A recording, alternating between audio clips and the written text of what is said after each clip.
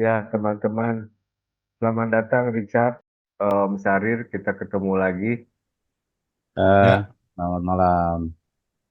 Yuk, Obrolan selamat malam malam. ini akan sangat menarik karena kita kedatangan eh, teman ngobrol baru malam ini, generasi muda yang tidak hanya concern tapi juga sudah melakukan sesuatu dan mengalami langsung mengenai topik yang akan kita bicarakan malam ini ya, Om ya, yaitu Ya, mengenai Marine Debris lagi, Marine Debris lagi.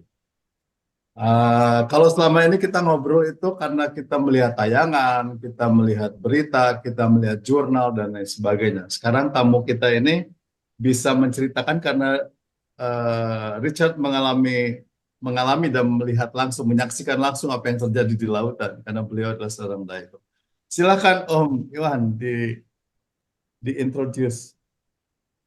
Ya, Richard Oh, nanti ada introduction sendiri, tapi kita buka ini, ada narasi yang dikirim Om Freddy nih, untuk kasih ilustrasi apa yang terjadi.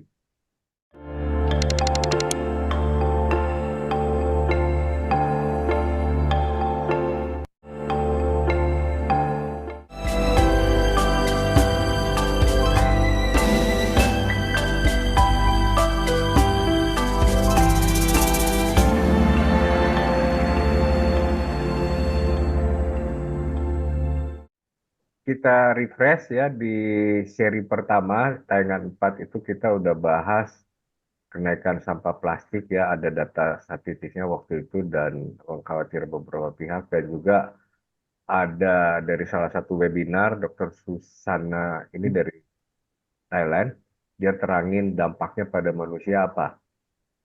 Terus di tayangan berikutnya itu kita bahas PBB sedang disusun plastik treaty, terus eh, stakeholders kita bahas siapa aja sih yang terlibat nih stakeholder masalah sampah di Indonesia dan masalah mana yang paling efektif nih perubahan perilaku pakai carrot stick atau himbauan. Ya, kita sih dari tim Sabot sih percaya sama stick ya. Kemudian di tayangan 12 kita bahas Sungai Watch, kegiatannya kita cuplik dan ada cuplikan wawancara dengan Pak Nofrisal Tahar ya. Kita teman-teman udah tahu, kita udah pernah wawancara beliau juga. Kemudian eh, ada pemikiran yang unik nih dari teman salah satu aktivis di Filipina. Gara-gara ngelihat yang tayangan nanti tuh yang tayangan tentang berselancar dengan data. Jadi kamu bilang dosanya gedean mana? Negara-negara produsen atau negara-negara yang waste manajemennya parah. Nah, itu buat pemikiran aja. Kemudian di seri keempat, tayangan 15 tentang Pacific Garbage Patch, dan itu yang telah memicu Presiden kita ngeluarin Perpres tahun 83 tahun 2018 ya. Dan Kemenko Maritim memprakarsai survei yang kesimpulannya 76% yang tercecer di jalan itu berakhir di laut. Nah, ini seru nih. Ini yang Om Sarir sampai rame di LinkedIn ya. Ternyata ada temuan bahwa tahun 2015 hasil risetnya Jana Jambek itu banyak diserang. Kemudian di tahun 2019 mulai banyak diserang dan sampai Press Hero menulis sesuatu yang ini dan kita bahas metode survei dan tahun 2015 ada keterlibatan kedutaan Amerika nih mendatangkan beliau terus ngomong kemana-mana ya itu ya. Tapi bagusnya telah memicu Perpres oleh presiden kita. Nah, kemudian kelima kita bahas Pacific Garbage Patch, kemudian nah ini berselancar dengan data ini nih.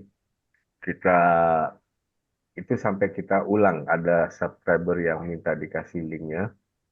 Ini Om Freddy bilang canggih nih ya. Di muara-muara sungai seluruh dunia bisa ketahuan sampah plastiknya berapa timbulannya. Udah banyak nih, seri ketujuh dampak kesehatan, dampak ekonomi, dan contoh zoonotic disease yang kemungkinan bisa timbul juga dari kerusakan di laut. Nah, sekarang kita tayangan ke-8. Lihat aja di tayangan 9, seri kedua tentang bagaimana penyu itu menjadi korban. Ya, nanti kita kasih link-linknya ya. Kemudian, nah sekarang tentang Richard nih, seorang Mhm. administrator yang juga penyelam dan pecinta laut. Lahir tahun 93 di Pendolo, kawasan Danau Poso. Info berikutnya ini membuat saya sedih juga nih. Memang konflik sektarian selain di Ambon, di Poso ya, gara-gara itu Richard pindah ke Jogja, tapi kemudian Richard memang berkembang jadi seniman. Sekolahnya lanjut dari SMSR ke ISI di Jogja. Ya, ini ada websitenya dan saya ambil gambar-gambar yang menarik dari ini lukisannya Richard sendiri ya, dari websitenya Iya, Richard. Ini Kemudian lukisan, lukisannya Richard nih. lukisan. foto Di, ya. digital ya Richard bikinnya atau Enggak, ini lukisan. Kalau tadi ada satu page itu untuk foto-foto yang saya ambil. ya Jadi ada yang untuk yang die yang ini foto. ya. Jadi kalau diklik di dalam ada banyak foto-foto. Saya upload lagi. Saya ambil, oh ya baru diupload ya. Saya ambil satu dan ini, nah ceritanya Richard itu gara-gara COVID terus merasa paru-parunya lemah dan sekarang setelah beberapa bulan belajar free diving merasa paru-parunya lebih kuat. Tapi kemudian dengan kegiatan divingnya jadi sedih melihat dengan mata dan mata hati ya Richard ya. Bagaimana Benar. di laut seperti ilustrasi di video tadi itu. Nah, Richard masih mau bercerita lebih banyak. Ini saya ambil beberapa poin aja dari ininya Richard. Perannya terumbu karang yang bersimbiosis dengan alga. Gimana Richard bisa cerita lebih lanjut? Ya, jadi laut itu memang fungsinya kan memang sangat besar ya untuk kehidupan manusia, terutama kita di darat itu tuh sangat berpengaruh seperti untuk oksigen. Jadi laut itu kan menyumbang oksigen yang besar memang untuk keseluruhan di bumi ya. Dan em, untuk jumlah pastinya memang mungkin secara data itu akan naik turun gitu, akan naik turun Hmm. karena eh, perubahan ya di bumi ini pasti selalu berubah dan kadar oksigen itu sekarang tuh makin menurun. Jadi Hmm. menurun terus. Jadi apakah ini memang dampak dari global warming atau memang dari dulu memang sudah menurun, tapi yang pastinya dari dulu memang ada penurunan dan dipercepat lagi dengan adanya global warming sekarang ini. Kemudian eh, ekosistem laut ini selain oksigen tadi adalah untuk kebutuhan manusia, terutama untuk makanan. Ya, Di ya jadi terutama terumbu karang ini merupakan bagian ekosistem laut yang menjadi penting untuk biota-biota laut. Pertama untuk hidup, untuk berkembang biak dan juga menaruh telur. Jadi kalau misalkan biota laut banyak terumbu karang banyak yang rusak, otomatis ikan-ikan kecil yang jadi makanan ikan besar ini juga akan mati dan kemudian ikan besar juga akan kesusahan juga mencari makan karena ikan kecil juga sudah nggak ada. Akhirnya terjadilah kelangkaan yang namanya sumber makanan kita di lautan.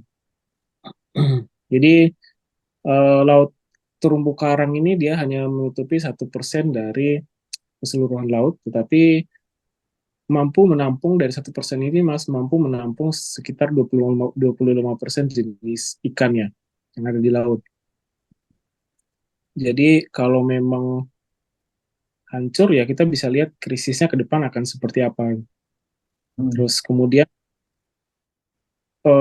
terumbu karang ini juga bersimbiosis dengan alga untuk menghasilkan oksigen dan tadi itu untuk menjaga ekosistem laut tetap tetap normal dan tetap nyaman untuk biota laut bahkan untuk manusia sendiri gitu. Nah sekarang kita diperhadapkan dengan permasalahan yang ada saat ini, yaitu seperti yang jadi tema kita pada malam ini, yaitu kerusakan laut, karena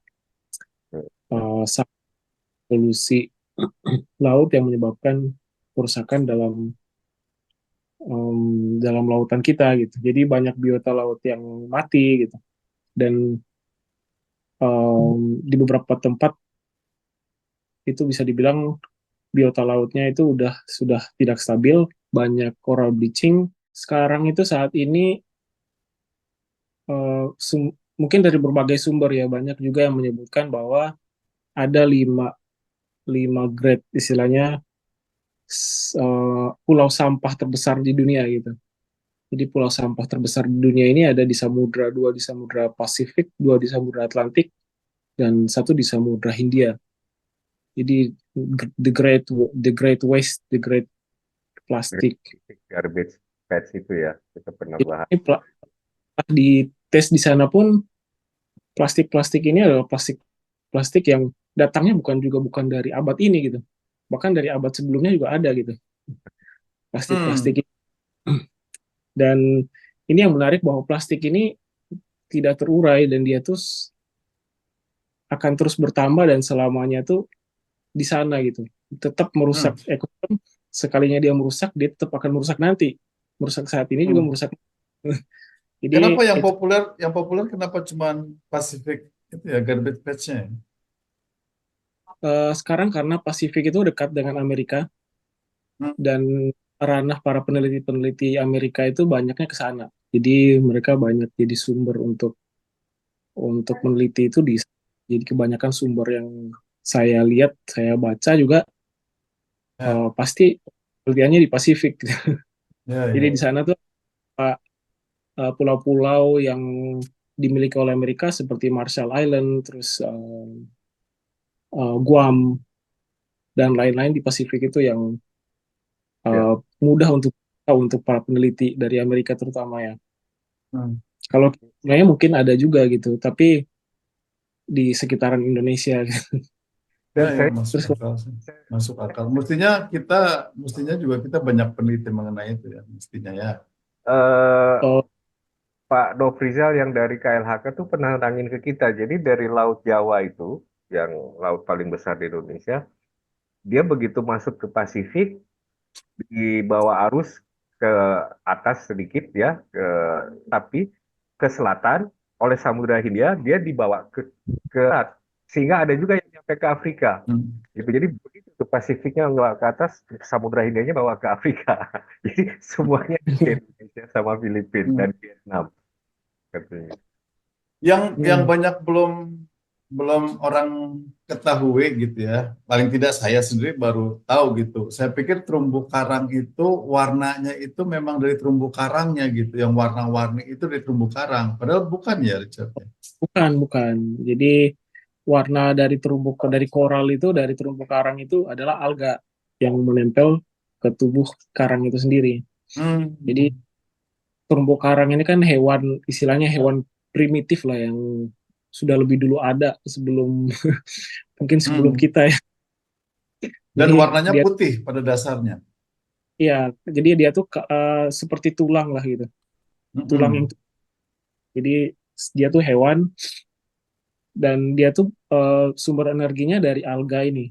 Jadi dia mendapatkan energi dari alga yang berfotosintesis yang akhirnya mereka tuh bersimbiosis di dalam laut. Jadi, dan warna-warna itu dari alga itu ya? Iya, benar. Dan koral belum pernah sih lihat koral berdiri sendiri gitu. Pasti bersimbiosis dengan alga. Yang Richard cerita ini, kenaikan sampah plastik menyebabkan suhu laut naik. Dan dengan naiknya suhu laut, alga ini bereaksi negatif. Dia malah mengeluarkan racun, sehingga malah jadi terbentuk lumut, membuat seluruh air itu jadi nggak nyaman untuk direnangi, dan cepat banyak lumut gitu ya, Richard ya. Jadi dampak buruk dari alga ini sebenarnya nggak aja terjadi sekarang. Kalau kita lihat dari jejak-jejak arkeologis itu memang sudah bahkan sejak jutaan tahun dampak dari kematian disebabkan oleh alga ini sudah sering terjadi. Tapi jaraknya itu pada abad terakhir ini itu makin banyak gitu, makin Hmm. banyak dan cepat gitu. Nah, ini yang kemudian jadi alga itu sifatnya dia tuh menghasilkan oksigen, tapi ketika dia stres itu oksigen justru dimakan sama dia, sehingga di dalam air itu tidak ada lagi oksigen, ikan-ikan yang ada di sana itu kehabisan oksigen sehingga mereka akan mati. Hmm. Jadi ini yang menyebabkan ketika booming alga itu banyak ikan yang mati, udah pasti banyak yang mati karena airnya sudah tidak mengandung oksigen lagi. Dan itu yang menyebabkan airnya menjadi hangat, menjadi lebih panas, lebih hangat, dan situasinya justru malah memperburuk keadaan yang tadi udah panas, malah lebih panas lagi malah. Dan dia Hmm. booming tumbuh pesat seperti cancer ya, dan merusak semua lingkungan laut ya. Ya, Itu. dan itu memang udah sifat alami dari alga itu sendiri. Dan yang belakangan Hmm. dipicu oleh sampah plastik. Kalau mungkin ada Pak Pak Saril, Mas Arya, Nah, ya, ya itu kan memang kalau saya bukan ahli plastik tapi memang awalnya memang dari ada ada oilnya juga ya Pak ya. Dari fosil ya, ya, Om. ya, ya. Tadi sedikit koreksi. Sebetulnya plastik itu eh, bisa terurai. Cuma memang eh, durasinya ratusan tahun. Makanya mungkin setelah 4 sampai sampai 5 generasi baru plastik itu bisa terurai. Sebetulnya plastik itu terurai. Cuma memang lama sampai ratusan tahun gitu. Jadi keburu manusianya meninggal, baru barulah plastiknya terurai. Ya Hmm. jadi kalau plastik memang plastik murni ya dari bahan fosil ya, dari minyak bumi yang diolah menjadikan rantai polimer sehingga berbagai macam tipe-tipe plastik yang banyak diproduksi oleh pabrik petrokimia gitu. Tapi yang Hmm. sangat menarik ini eh, bahwa sampah plastik itu bisa menyebabkan eh, kenaikan suhu ya di laut ya. Ya, Ya, ya itu. Hmm. Nah, Dan itu adanya stres. apakah apakah datanya memang bisa divalidasi bahwa sampah jenis plastik apa yang bisa menyebabkan itu atau semua sampah yang memang tercecer di lautan semua jenis gitu ya. Karena memang kebanyakan sampah plastik yang ada di lautan itu kebanyakan ya lebih banyak plastik non ekonomis seperti plastik sasetan, multilayer ya. Hmm. Apakah plastik-plastik itu, apakah plastik itu yang tenggelam ke lautan karena banyak kotoran atau plastik yang terapung di atas perairan yang menyebabkan suhu laut naik? Karena memang sebetulnya plastik itu berat jenisnya kan lebih ringan dibanding air. Harusnya plastik-plastik itu, kantong kresek, botol, itu Jadi harusnya dia mengapung. Tapi hmm, kalau dia terendam, sorry, maksudnya di bawah dasar gelap. laut, menyebabkan bertumpuk di apa namanya di biota laut ya, apa namanya mangrove atau terumbu itu karena memang lama-lama ada penggumpalan kotoran yang menyebabkan plastik itu jadi tenggelam. Apakah itu yang menyebabkan plastik yang tenggelam itu menahan sinar matahari tidak terkena terumbu karang sehingga alganya jadi eh, bersifat apa namanya negatif atau seperti apa? Mungkin saya belum terlalu jelas gitu ya. Memang saya hmm. yang kita ketahui sampah plastik sangat sangat memang menjadi masalah marine debris yang sudah ada ya. Tapi memang langkah pemerintah salah satunya membentuk tim koordinasi nasional penanganan sampah laut TKS TKNPSL itu. Kalau lihat laporannya sih grafiknya memang sampah di lautan menurun. Tapi kita memang eh, ada beberapa NGO juga yang menyatakan tidak sedrastis itu sampah yang eh, ada di Indonesia berkurangnya itu. Karena memang sampah laut itu kan seperti tadi dijelaskan bisa bisa mengalir dari Pasifik sampai ke Samudra Hindia. Bahkan ada laporan kan bisa sampai ke Madagaskar gitu, Hmm. Afrika. Sampah plastik apakah itu yang menyebabkan suhunya naik itu sekarang saya juga masih ngikutin sih perkembangannya, tapi memang lagi ada diteliti. Cuman memang saya sendiri sih ngerasain pas diving itu di daerah Nusa Dua ya, Nusa Dua, Hmm. Benoa, Tanjung Benoa Hmm. itu di sebelah ada Suwung yang kebakaran Ya, kemarin, tempat pembuangan sampah TPA. terakhir ya, Ya. Hmm. tepnya yang kebakar itu sejauh pengalaman diving sih udah daerah situ udah yang paling anget airnya ya, dan jumlah sampahnya tuh lumayan banyak, dan alganya sih aku pikir itu yang mungkin yang pengaruh di alganya itu hijau-hijau itu banyak. Nah, eh, kalau kalau plastik itu kebanyakan kan dia mengapung, biasanya alganya itu pasti nyari host tempat nempel, tempat tumbuhnya dia. Sedangkan pasti dia tumbuh di atas permukaan itu yang suhunya pasti lebih paling panas. Maksudnya yang paling panas itu di permukaan.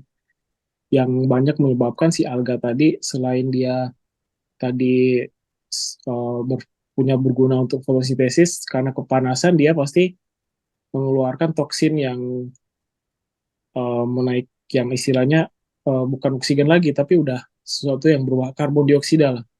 Hmm. Dia melepaskan karbon, bukan oksigen lagi, tapi kebalikannya jadinya. Jadi oksigennya di sekitaran situ berkurang, kekurangan oksigen ini yang menyebabkan suhu air naik. Itu nggak berpengaruh secara besar, tapi yang paling saat ini untuk sampah plastik yang banyak mungkin pengaruhnya itu adalah ke biota laut yang mati, terutama ikan-ikan kecil yang memakan sampah plastik ini, yang di dalam tubuhnya dia tuh ngerasa kenyang, tapi dia tuh ngerasa kenyang tapi tubuhnya sebenarnya nggak makan apa-apa gitu. Tapi perutnya udah Hmm. penuh gitu. Akhirnya dia mati kelaparan dengan perut terisi dengan sampah plastik tadi. Jadi ketergangguan ekosistem itu sebenarnya yang Hmm. jadi utama, yang kemudian ketergangguan ekosistem ini yang kemudian lagi berpengaruh Belum lagi yang Richard terhadap uh, di garam juga ternyata ditemukan ini ya, mikroplastik ya, Richard. di garam udah pasti sih, Udah udah pasti pasti. ya. Jadi eh, nggak sengaja sih, maksudnya kalau diving itu sering diving, makanya eh, kadang-kadang juga kepikiran juga sih ke sana, lihat Hmm. di, mungkin nggak tahu itu mungkin garam untuk hewan apa untuk manusia, tapi mereka lagi bikin garam itu ada kayak biru-biru kecil gitu. Udah pasti plastik gitu kan, nggak mungkin ada yang itu seperti itu gitu. Hmm. Dan selain dia masuk ke tubuh manusia juga kan, mungkin Pak bisa menjelaskan apakah toksinnya di plastik itu akan tetap ada atau dia dalam kurun waktu akan menghilang gitu, racunnya di plastik. Mesti tanya sama dokter Susana tadi itu. Tapi Ya, Pak, tapi selalu lupa. Richard sudah menyaksikan sendiri bagaimana garam itu pada saat diproduksi ternyata kelihatan ya ada warna-warna plastik. Aku pikir sih udah masuk ke dalam hidupnya kita, yang saya juga kadang udah terbiasa mau makan apa ya, bahan olahan ya, makanan olahan itu tuh udah kadang-kadang memang nemu plastik kecil gitu, gigit-gigit plastik. Hmm. Udah biasa gitu, udah pasti satu atau dua di seluruh kehidupan kita, mau itu makanan atau apa yang kita mungkin nggak sengaja, itu udah pasti ada sih, dan kadarnya itu nggak ketahuan berapa banyak. Tapi hari ini di satu sumber sih coba baca-baca juga mengenai dampaknya sih, dampaknya yang memang mungkin di lingkungan saya sih masih terasa gitu. Anak-anak muda seusia gitu rata-rata memang sekarang imunnya lemah. Hmm. Imunnya makin kesini tuh makin nggak kuat, dan ini mungkin banyak faktor,